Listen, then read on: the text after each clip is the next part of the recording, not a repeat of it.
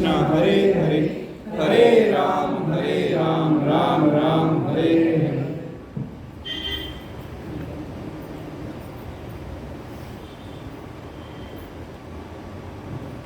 हरे कृष्ण सभी को। तो अभी हमने जो ये महामंत्र सुना ना, तो हम जो आज पहले तो सभी को रामनवमी की बहुत बहुत शुभकामनाएं।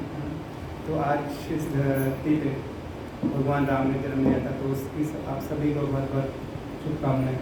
तो आज जो हम टॉपिक डिस्कस करेंगे यहाँ पे, कोशिश करेंगे वो होगा कि जो हमने अभी नाम पे डिस्कस किया ना, कलयुग में आप सभी को पता होगा जैसे कि सत्य जो लोग करते थे, क्योंकि उस टाइम एज होती है, लाखों साल तक एज होती थी उनके ना। उसके बाद त्रेता युग में जो यज्ञ वगैरह करते थे, है ना, एंड देन विग्रह पूजा, एंड देन कलयुग में क्या है, सिर्फ नेम, जो नाम और भगवान में कोई डिफरेंस नहीं है, ऐसा हम शास्त्र में बताया गया। तो उसी टॉपिक पे हम डिस्कस करेंगे कि कलयुग में नाम पे नाम को देना कितना ज़्यादा इम्पोर्टेंट है, किस प्रकार से अभी हम मोस्टली हम देखते हैं कि कलयुग में हम सब मतलब कौन कौन यहाँ पे फुली हैप्पी है, मतलब हाथ खड़ा कर सकते हैं जो पूर्ण रूप से सुखी हो, जिसको कभी बुखार खांसी या पुलिस ये भी ना होता, है ना। मतलब हमारे पास ये शरीर है तो ऑब्वियसली साथ में डिजीज भी होंगे कुछ न कुछ। तो फुली मतलब 100% अगर हम कहें तो कोई भी हैप्पी नहीं है ना।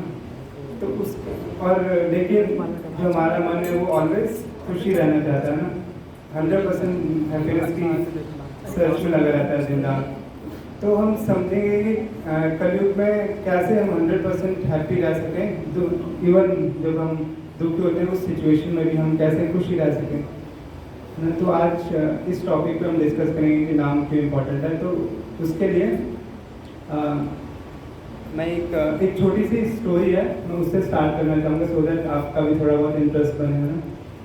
तो ये स्टोरी हमारे जैसे एक इंसान था जो बहुत धनी था, मतलब बहुत उसके बड़े बड़े बिजनेस थे, पूरे दिन मतलब वो काम में ही बिजी रहता था, है ना। जैसे हम देखते हैं हम भी ऑलमोस्ट पूरे दिन, अगर रात को नींद ना आती हो तो हम हरे कृष्णा कृष्णा कृष्णा हरे हरे हरे राम राम राम हरे। धन्यवाद। तो मतलब रात को नींद ना आती तो हम रात को भी काम करने का और पैसे कमाने का सोचते हैं। तो ऐसा ही वो इंसान था जो दिन रात काम में लगा रहता था। तो ऐसे ही वो एक दिन किसी साधु से मिला। तो उन साधु ने हमें बोला कि आपके पास 24 आवर्स में से इवन 15 या 20 मिनट्स भी नहीं होते जिसमें आप भगवान का नाम ले सके, है ना। तो उन्होंने बोला कि ज़रा सोचो, जब ऐसा कोई टाइम जब तुम बिल्कुल अकेले हो और उस टाइम मतलब कोई आपके साथ में हो रहा, तब आप भगवान का नाम ले सको ना। तो उसने काफ़ी सोचा देन उसके माइंड में आया कि वाइल मतलब जब वो बात मतलब जब वो स्नान करता है ना, स्नान करता वॉशरूम में जब जाता हूँ, तो कह रहा उसी टाइम मेरे पास टाइम है जब मैं भगवान का नाम ले सकता हूँ ना। तो वो साधु क्योंकि दयालु होते हैं ना, उनको क्या चाहिए कि अगर एक व्यक्ति जो बिल्कुल 24 आवर्स कामों में लिप्त है, अगर वो 15 मिनट के लिए रेडी है कहीं पर भी, चाहे इवन वो वॉशरूम, तो इसमें कुछ गलत नहीं है। तो उन्होंने बोला ठीक है, तुम वाइल बाथिंग मतलब जब स्नान कर रहे हो तब तुम अगर ले सकते हो भगवान का नाम तो इट इज़ वेरी गुड, है ना। तो उन्होंने बोला ठीक है। तो वो 1 हफ्ता 2 हफ्ता 3 हफ्ता रेगुलरली उन्होंने स्टार्ट कर दिया भगवान का नाम चैंट करना, है ना, हरे कृष्ण जो भी हम मंत्र हम बोल रहे थे। तो ऐसे करते करते, और इसमें हरे कृष्ण हरे राम भी आता है ना। तो सब राम के सबसे बड़े भक्त कौन हैं? हनुमान जी, करेक्ट है ना। तो जहाँ पे भी राम का नाम लिया जाता है वहाँ पे सबसे पहले हनुमान जी पहुँच जाते हैं वहाँ पे, है ना, वो सुनने, क्योंकि उन्हें बहुत बहुत ज़्यादा प्रिय है। तो वो देखते हैं कि ये नाम कहाँ पे ले रहे हैं, तो वो देखते हैं कि ये तो वॉशरूम में भगवान का नाम ले रहा है ना। तो क्योंकि वो तो भगवान के बहुत शुद्ध भक्त हैं, तो उसको सीधा से गुस्से में होते हैं कि जाके सीधा उनकी पीठ पे किक कर देते हैं, मतलब अपने लात से लात मार देते हैं। बट उसे कुछ फर्क नहीं पड़ता, जो वो नाम ले रहा होता है उसे कुछ फर्क नहीं होता, वो कंटिन्यू रखता है अपना। तो हनुमान जी चिंता में पड़ जाते हैं कि वो हनुमान जी जिसके पाँव रखने मात्र से, मतलब रामेश्वरम में आपने सुना होगा भाई, जब वो श्रीलंका की तरफ जा रहे थे सीता माता जी के सर्च में, उस टाइम पे जब जैसे उन्होंने जंप करने की कोशिश की तो बड़े बड़े पर्वत अंदर धंस गए थे। तो वो सेम किक से उन्होंने उस पर्सन के बैक पे किक किया, उसको कुछ फर्क नहीं पड़ा। तो इस दुविधा में फंसे वो कहाँ गए, राम जी के पास गए थे ना। अपने सेम वे जैसे हमें कोई डाउट आता है तो हमें किसके पास जाना चाहिए, अपने सीनियर्स के पास जाना चाहिए। सेम उनको ऐसा हुआ, तो वो अपने सीनियर्स के अपने मतलब भगवान राम जी के पास गए। तो उन्होंने पूछा कि पहली बार ऐसा हुआ है कि मैंने अपनी किसी को मारने की कोशिश की अपनी लाश से और उसको कुछ प्रभाव नहीं पड़ा। देन राम जी उन्हें क्या बोलते हैं हनुमान जी को कि ये बातें बाद में करेंगे, पहले तुम मेरे पीठ पे ना कुछ लाल सा कुछ लग गया है, उस पर आप सरसों के तेल से थोड़ा सा वो कर दो, मालिश कर दो ना। देन जब वो देखते हैं, जब वो हनुमान जी सुनते हैं चीज़ कि वो राम जी जिन्होंने लंकेश मतलब जिसके पाँव रखने मात्र से धरती काँपने लगती थी, तो उन्होंने उनको मारा था, तो उनके कैसे कुछ चोट लग सकती है ना। तो वो उनको जब देखते हैं तो वो पाँव का निशान होता है, उनके पीठ बहुत बड़ा पाँव का निशान होता है। तो उनके मन में जिज्ञासा उत्पन्न होती कि वो पूछते राम से कि राम जी मतलब प्रभु जी आपके बैक में क्या हुआ ऐसा। तो बोलते हैं एक मूर्ख वानर ने मेरे बैक पे लात मार दिया है, तो उसकी वजह से मुझे दर्द हो रहा है। तो वो बोलते हैं अरे ऐसे कैसे हो सकता है, मैं तो वानर राज हनुमान, मुझे बताइए उसका कौन है वो वानर। देन वो बोलते नहीं, अगर मैं बताऊंगा तो तुम्हें बहुत दुख होगा। तो बहुत बोलने पर हनुमान जी के तो वो बता देते हैं फाइनली कि ये तुम्हारी लात है। देन हनुमान जी बोलते मैं आपको कैसे मार सकता हूँ, आप तो मेरे परम भगवान है ना। तब भगवान ने बताते हैं कि जब कोई व्यक्ति मतलब उन्होंने बताया कि तुमने उस व्यक्ति के लात मारी जो मेरा नाम ले रहा था। तो हमें यहाँ पे बहुत बहुत सारी शिक्षाएं मिलती हैं। तो उनमें से एक शिक्षा यहाँ पे ये भी है कि जब हम भगवान का नाम ले लेते हैं तो साक्षात भगवान बोलते हैं कि जब मेरा भक्त दुखी होता है ना, तो मैं अपने भक्तों को नहीं भेजता उनकी रक्षा करने के लिए, मैं खुद स्वयं उनकी रक्षा करने के लिए जाता हूँ। तो नाम की इतनी ज़्यादा इम्पोर्टेंस है, पर हम नहीं समझ पाते। क्यों? क्योंकि हमें वक्त ही नहीं है सोचने का। सेम उस रिच पर्सन की तरह हम 24 आवर्स क्या, हमें भगवान पर विश्वास रहा नहीं है ना। हमें लगता है कि सब कुछ मैं ही कर रहा हूँ, मैं ही पैसे कमा रहा हूँ, मैं ही बड़ा इंसान बन रहा हूँ, मैं ही बड़ा घर बना रहा हूँ, बड़ा गाड़ी बना रहा हूँ, सब कुछ मैं ही कर रहा हूँ, है ना। तो एक फॉल्स ईगो जो मिथ्या अहंकार बोलते हैं हमारे मन में है, जो उत्पन्न हो गया है। क्यों हो गया? क्योंकि करोड़ों जन्मों से हम सभी को पता होगा ना कि इस अर्थ पे हम रेगुलरली मतलब 84 लाख जो हमने सुनी है यूनिट और स्पीसीज जो जन्म होते हैं एक आत्मा को देखने पड़ते हैं ना। तो उनकी वजह से क्या हुआ कि हम भगवान से इतना ज़्यादा दूर हो गए कि हम भगवान के नाम पर विश्वास नहीं करते। और ये कलयुग के लोगों की सबकी मेरी सबकी हम सबकी ये प्रॉब्लम है कि हम भगवान से ज़्यादा खुद पे विश्वास कर रहे हैं। और खुद पे भी हम खुद को आत्मा तो समझ नहीं दे पा रहे। तो भगवद गीता किस किस ने पढ़ी है यहाँ पे एनालाइज कर सकते हैं मतलब। और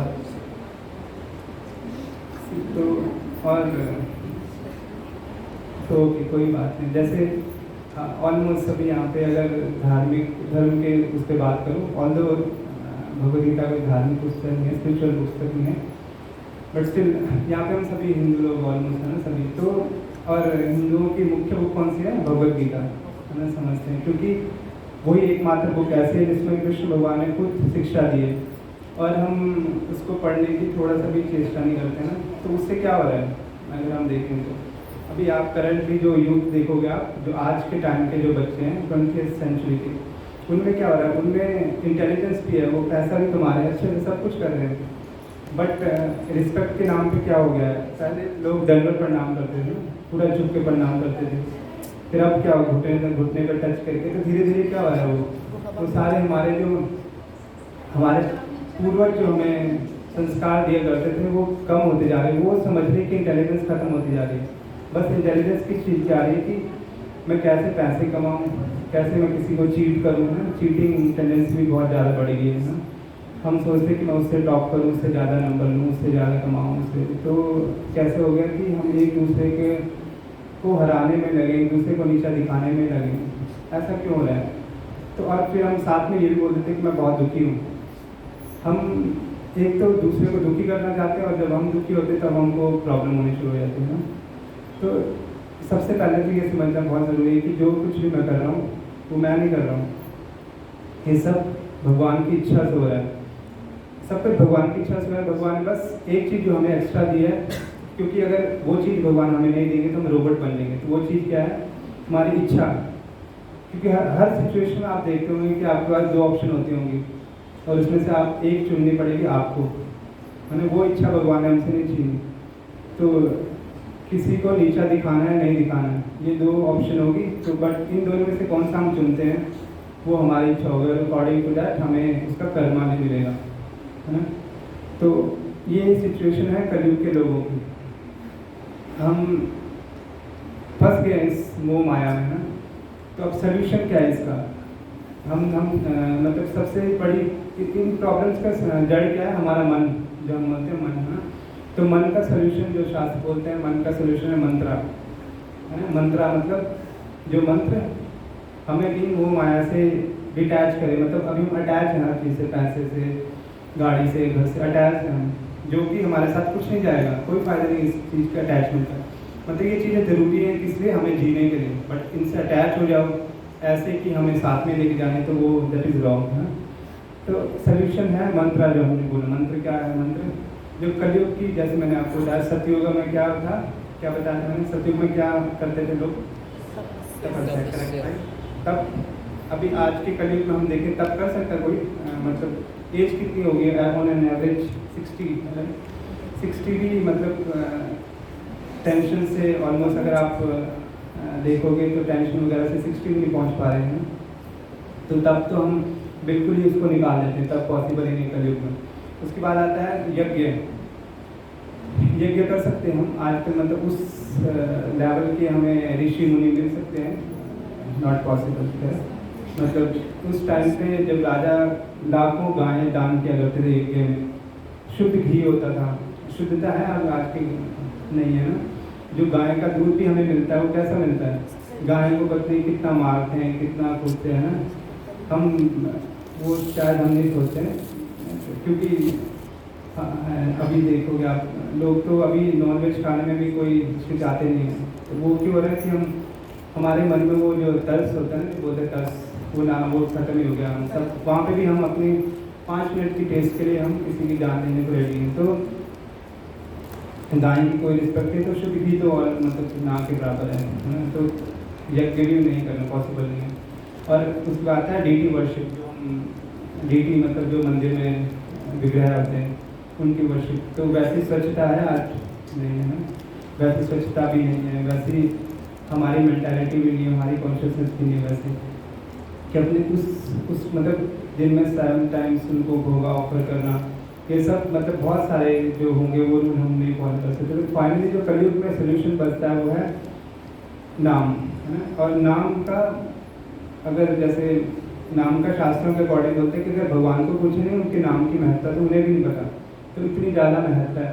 तो और बट जैसे ऐसा नहीं है कि हमें नाम को बोलने के लिए उसकी महत्ता जानना बहुत ज़रूरी है ना। तो नाम की महत्ता के बिना भी हमें उसका लाभ मिलता है। तो उसके लिए आपको मैं एक छोटी सी स्टोरी बताता हूँ, क्योंकि राम नवमी है तो हम राम से रिलेटेड ही कुछ सुनते हैं। तो ये स्टोरी है, ये इसलिए है कि ये बताने के लिए कि ज़रूरी नहीं है कि नाम को हम अगर जप रहे हैं ना, या जैसे नाम अभी हमने हरि नाम किया तो जप रहे तो उसकी अगर हमें महिमा नहीं पता तो स्टिल हमें लाभ होता है। तो कैसे ये समझिए, तो ये स्टोरी है विभीषण की।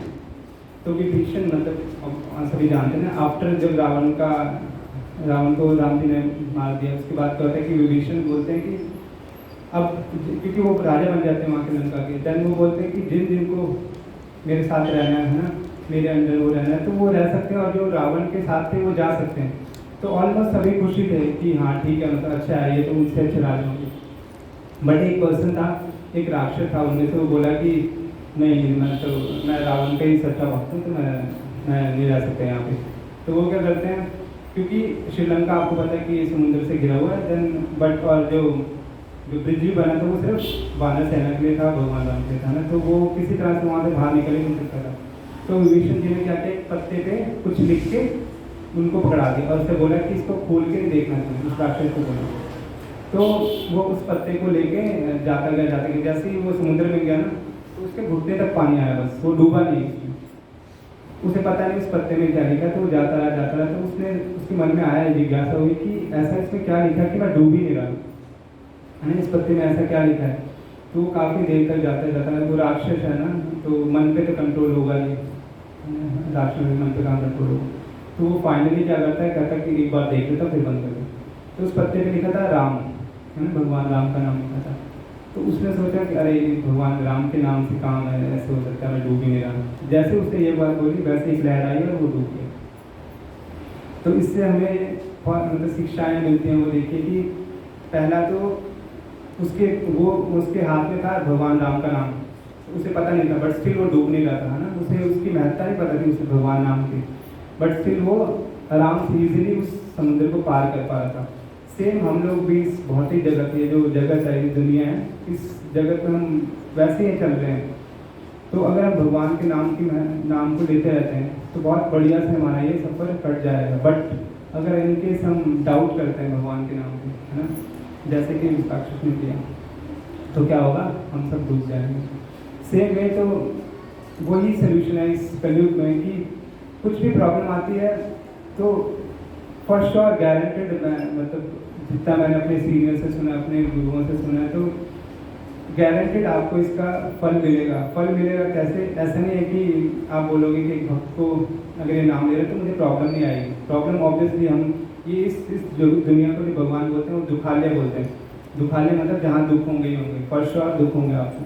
यहाँ पे सुख की अगर आप सोचोगे कि मुझे और सुख मिले तो वो पॉसिबल नहीं। बट अगर आप नाम लेते तो आपकी लाइफ कैसे अलग होगी उन लोगों से जो नाम नहीं लेते। कि आपको मर्सिडीज़ और ऑटो में डिफरेंस पता होगा ना, है ना, मर्सिडीज़ बहुत कंफर्टेबल होती है, बहुत ईजी है ना। तो एक स्पीड ब्रेकर अगर आएगा मर्सिडीज़ के लिए तो उसमें कैसा होगा, नहीं पता लगेगा ना स्पीड ब्रेकर का, तो वो बहुत ही मतलब ईजिली निकल जाएगा। बट एक ऑटो के केस में स्पीड ब्रेकर आएगा तो ऑटो तो हिल जाएगा। तो यही डिफरेंस है भक्त और जो नाम लेता है, जो नाम नहीं लेता। जो नाम नहीं लेता उसकी लाइफ कैसे ऑटो की तरह, थोड़ी छोटी सी प्रॉब्लम आएगी वो पूरा डर जाएगा, क्योंकि भगवान के नाम पे तो विश्वास नहीं है। लेकिन एक भक्त जो भगवान के नाम पे पूर्ण रूप से विश्वास है, उसे भगवान का नाम ले रहा है, तो उसकी लाइफ मर्सिडीज की तरह होगी। प्रॉब्लम आई, थोड़ा सा हल्का सा उसे पता लगेगा कि प्रॉब्लम है, लेकिन वो समझ जाएगा कि इस प्रॉब्लम का रीज़न क्या है, ये प्रॉब्लम आई क्योंकि ये दुखाले, यहाँ पे प्रॉब्लम आने पक्का है। लेकिन उसको हिम्मत मिलेगी क्योंकि उसके साथ भगवान है। और जिसके साथ भगवान होता है, अर्जुन के बारे में तो आप सबने सुना ही होगा ना भगवद गीता में, कि अर्जुन के साथ भगवान थे तो मतलब सिर्फ 5 पांडवों ने इतनी बड़ी सेना को हरा दिया था। कैसे, सिर्फ भगवान के साथ होने से। तो सेम वे अगर भगवान के नाम पे आश्रित होते हैं और कुछ नहीं करना है, मतलब जैसे उस साधु ने बोला था उस पर्सन को कि आपको कोई रूल नहीं है इस भगवान के नाम के लेने की, कोई रूल नहीं है। आप कहीं भी कभी भी वाइल ट्रैवलिंग, वाइल मतलब आप सुबह ट्रैवल कर रहे हैं या फिर बाथरूम या फिर चेयर पे बैठे हो या फिर आप कहीं पर भी जा रहे हो, तो कोई पर्टिकुलरली रूल नहीं, ऐसे नहीं है कि आपको नहा के ही भगवान का नाम लेना है ना। मतलब सफाई वो स्लोली आपकी आएगी, सफाई करना ये इम्पोर्टेंट है ना। बट ऐसा रूल नहीं है कि आपको नहाने के बाद ही आप जैसे उठे वैसे भगवान का नाम लेना शुरू कर दिया है ना, क्योंकि मतलब जितना मर्जी कोशिश कर लें वक्त कम ही रहेगा अपने पास, है ना। बाकी और भी काम बहुत हैं, हमारे प्रायोरिटीज़ कामों की। तो बट ऐसा क्योंकि क्या होता है मोस्ट ऑफ द टाइम क्या होता है कि हम सोचते हैं कि अरे ये मुझे नाम लेने के लिए ये भी करना पड़ेगा, वो भी करना पड़ेगा। हम बहुत सारे फिल्टर्स ऐड कर देते हैं, उसकी वजह से हम जो थोड़ा 1-2 बार 5 मिनट नाम लेना वो भी हम स्किप कर देते हैं। तो कोई रूल नहीं है, तो आप सभी कोई भी इस नाम को ले सकता है, तो बहुत ईजी है। और जैसे कि मैंने भगवद गीता बोला था, भगवद गीता ना, तो भगवद गीता जो भी जैसे आपको पता होगा फ्रिज या मोबाइल सबके साथ एक मैनुअल आती होगी, आपने सबने देखी होगी ना, ऑलमोस्ट सभी ने देखी होगी।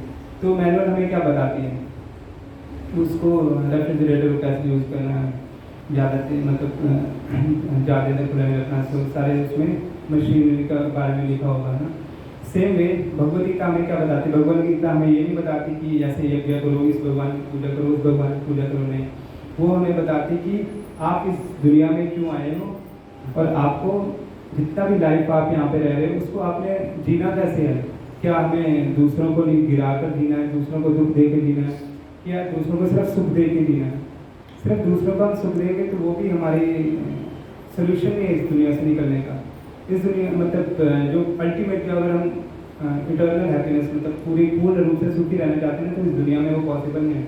उसके लिए हमें भगवान के धाम जो वैकुंठ धाम आप सभी से बोलते हैं, वैकुंठ मतलब जहाँ पे कोई दुख ना हो, तो वहाँ जाना है। तो वहाँ जाने का सोल्यूशन भगवत गीता में बताया है। तो वो भगवत गीता में, और हमें इस शरीर का यूज़ कैसे करना है, क्या हमें शरीर का यूज़ यही करना है कि मैं अपने लिए ये खाऊं, मैं ये लाऊं, मैं ये प्रोडक्ट यूज़ करूं, मैं अच्छी एसी में रहूं, कार में रहूं, क्या ये अच्छा यूज़ है इस बॉडी का? नहीं, है ना। मतलब ये सब भगवत गीता में हम पढ़ेंगे, समझेंगे। तो बट अभी क्या हो रहा है, स्लोली आप शायद, मुझे ऐसा लगता है कि जो अभी यूथ होंगे उनको शायद ही पता होगा भगवत गीता में चैप्टर कितने हैं, है ना। भगवत गीता बोली किसने? अभी थोड़े कुछ सालों में ये भी नहीं पता होगा कि कृष्ण कौन है, अर्जुन कौन है, पांडव कौन है, कौरव कौन है।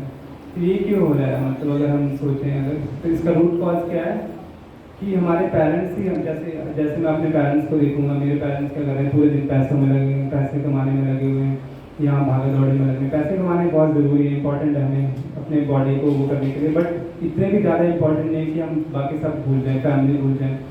मतलब छोटा सा बोलता हूँ कि हम खाना खाने के लिए पैसे कमा रहे हैं, लेकिन वक्त नहीं मिल रहा पैसे खाना खाने का अच्छे से, है ना। तो क्या यूज़ है उस पैसे कमाने का? तो यही सब सोल्यूशन जो है भगवत गीता में समझेंगे कि जो अल्टीमेट यूज़ क्या है इस बॉडी का, है ना।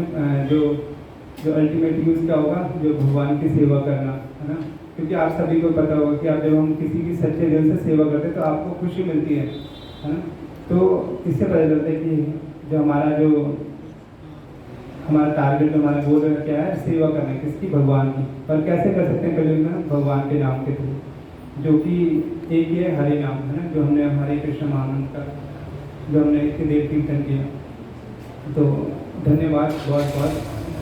और मतलब एक भगवद गीता में ये भी लिखा है कि जब किसी के सभी पुराने मतलब जो बैंक बैलेंस होता है ना कर्मा का, जो हम अपने पीठ पे लादे हुए पिछले करोड़ों जन्मों के, जब वो सारे कम होने शुरू हो जाते हैं, तब वो आके भगवान की शेल्टर में, भगवान का नाम सुनना शुरू करते हैं। तो आप सभी लोग मतलब शास्त्रों का वर्डिंग ऐसा लिखिए कि आप सभी के मतलब जो बैड कर्म है उसका वो खत्म हो चुका है कोटा। तो मतलब आप अच्छे राह की तरफ हो, तभी आप भगवान के नाम के इंटरेस्टेड हो।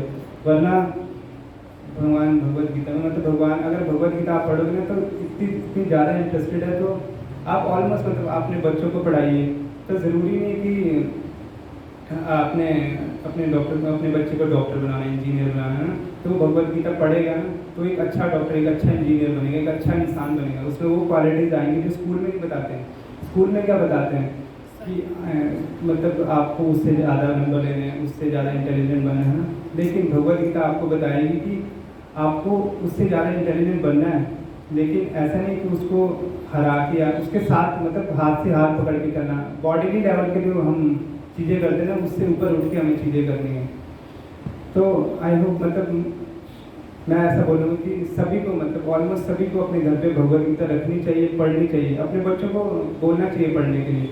क्योंकि वरना वो सेम होगा जो अब सब क्या हो रहा है, पैसे मतलब बर्थ होगा, देन यंग होंगे, देन मैरिज होंगी, देन ओल्ड होंगे, देन डिजीज होगा, देन डेथ होगा। ये सर्कल एक चलता रहेगा। कब तक? जब तक हम ये नहीं समझेंगे कि भगवान भी कोई है, जब तक हम इस बॉडीली कंसेप्शन से बाहर नहीं आएंगे। तो इसीलिए भगवत गीता पढ़ना समझना बहुत ज़्यादा इम्पोर्टेंट है। और आज रामनवमी है ना, भगवान का जन्म का तिथि है। तो आज मुझे ऐसा लगता है कि सभी को, अगर जिसके घर पे भगवत गीता नहीं है तो वो ले सकता है, और जिसके घर में है भगवत गीता वो पढ़ सकता है, समझ सकता है। और जैसे रामबाग में हर संडे को क्लास भी होती है, ऐसी कीर्तन होता है, क्लास होती है, एंड देन प्रसादम होता है। तो आप वहाँ पे आके भी सुन सकते हैं। क्योंकि हम अकेले सोचते हैं कर लेंगे, बट शुरू में हमें थोड़ा सा पुश चाहिए होता है, उत्साह चाहिए होता है। वो कैसे मिलता है? एसोसिएशन से, संघ से। तो वो आप ले सकते हो रामबाग में आके। सो धन्यवाद बहुत बहुत आप सभी का सुनने के लिए, और बहुत बहुत धन्यवाद। और आई होप नाम आप शुरू कर सकते हैं। जैसे अभी हमने हरे कृष्ण महामंत्र जो ये 32 वर्ड्स हैं, 16 वर्ड्स हैं, तो आप डेली अपने एक माला से एक माला में 108 बीड्स होते हैं। जैसे ये हमारे पास है, अगर आपके पास माला होगी तो इसमें 108 बीड्स होते हैं। तो ये एक माला है, मतलब हम इसको 108 टाइम्स हम इसको रिपीट करते हैं। तो आप सभी इसको कर सकते हो। और मतलब शास्त्रों के गाइडेंस अकॉर्डिंग तो गारंटी है कि जो मेडिटेशन सभी ने सुना होगा ना, मेडिटेशन करते हैं लोग आजकल, जो इंटरनल स्ट्रेस को हटाने के लिए, शांति के लिए लोग पहाड़ों पर जाते हैं शांति के लिए। तो वो सब आप घर पे ही बैठ के कर सकते हो इजीली। क्या करना है, सिर्फ आपको एक 108 राउंड, एक राउंड करने में हार्डली 7 मिनट लगते हैं, मैक्सिमम 7 मिनट। तो 7 मिनट आप अगर भगवान के लिए दे सकते हो 24 आवर्स में से, तो बहुत ही ज़्यादा अच्छा होगा। जैसे वो रिच पर्सन जो हमने पहले स्टोरी पढ़ी, तो आप ट्राई कर सकते हो। माला नहीं है, हाथ पे कर सकते हो, मन में कर सकते हो। पहले स्टार्ट करने के लिए स्लोली स्लोली माला यूज़ कर सकते हो। तो धन्यवाद बहुत बहुत। हरे कृष्णा सर। हरे किसी को प्रश्न किसी का कुछ होगा क्वेश्चन तो ठीक है, धन्यवाद। हरे कृष्ण।